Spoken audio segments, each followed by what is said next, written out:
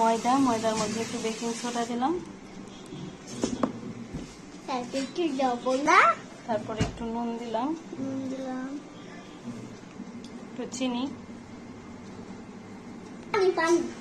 গরম জল, একটু গরম জল নিলাম আর কি, বেশি না।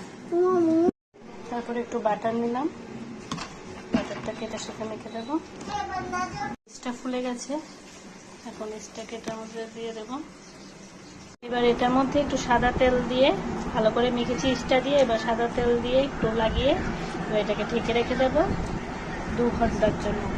গোল করে নিয়েছি, এবার এটার মধ্যে পিৎজা সসটা দেবো।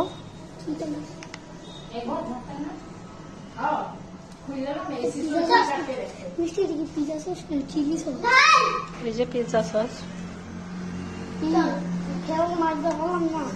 মিশিয়ে দেবো, দিয়ে পেঁয়াজ আর টমেটো দিয়ে দেবো। এবার এটার মধ্যে পেঁয়াজ আর টমেটো গুলি দিয়ে দিচ্ছি। প্রেসার কুকারে দিলাম, আপনাদেরকে দেখাতে পারলাম না, কেন দেখাচ্ছি।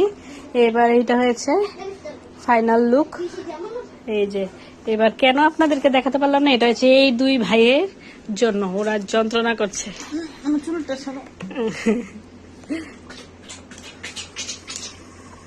কে কে খাবে পিৎজা? ভাই 2টা, তুমি 1টা।